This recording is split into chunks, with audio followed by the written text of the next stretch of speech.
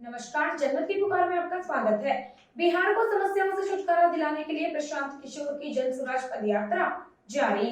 जन स्वराज अभियान के 71वें दिन पूर्वी चंपारण के ढाका प्रखंड के बरहरवा फतेह मोहम्मद पंचायत में प्रशांत किशोर ने पदयात्रा के दौरान एक जनसभा को संबोधित किया। उन्होंने कहा कि जिस राज्य को बेहतर बनाने के संकल्प के साथ निकले हैं, उसकी समस्या जमीन पर उतरकर देखने आए हैं कि आपकी क्या तकलीफ है, आपको किन बातों से परेशानी है।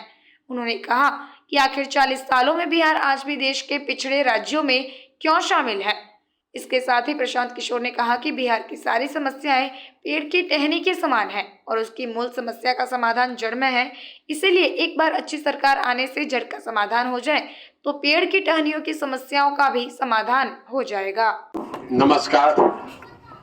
आपके गांव में आज इस दोपहरी में आपसे मिलने का, बातचीत करने का, परिचय करने का अवसर आपने दिया है, इसके लिए आपका तहे दिल से शुक्रिया अदा करते हैं, आप सबका धन्यवाद करते हैं।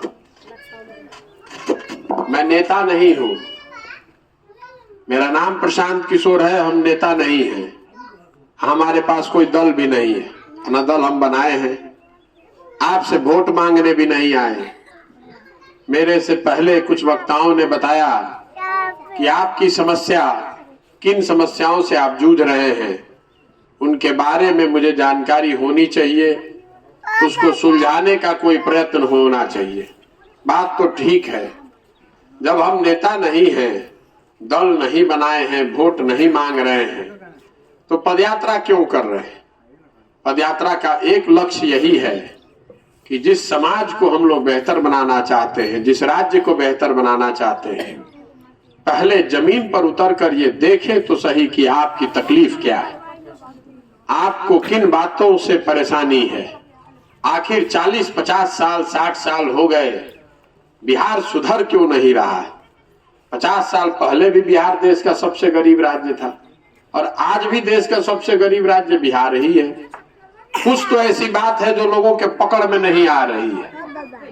कोई आदमी कहता है कि भैया शिक्षा सुधर जाए तो बिहार सुधर जाए, कोई कहता कि भ्रष्टाचार सुधर जाए तो ठीक हो जाए, कोई कहता कि कुछ होके चाहे ना भैया रोजगार होके के चाहिए, किसी के नजर में सड़क बनना चाहिए, किसी के लिए कृषि सुधरना चाहिए, किसी के लिए नहर का पानी, बाढ़ का समस्या सुलझाना चाहिए।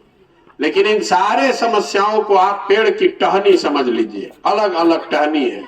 जड़ में ये बात है कि बिहार में एक अच्छी सरकार होनी चाहिए। जब तक सरकार अच्छी नहीं होगी, जब तक जो जिन लोगों को आप और हम चुनकर भेज रहे हैं वो आदमी सही नहीं होगा तो कुछ भी यहाँ सही नहीं हो सकता है।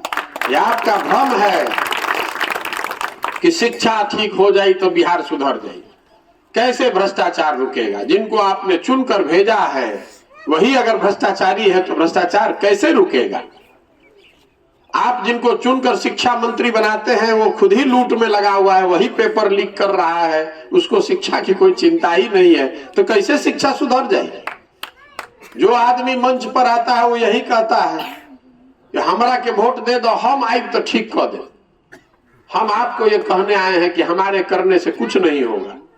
अगर आपने हमारा अभी तक चैनल सब्सक्राइब नहीं किया है तो कृपया चैनल सब्सक्राइब कर लें, लाइक करें, शेयर करें, कमेंट करें। तो मिलते हैं फिर किसी और खबरों के साथ। नमस्कार।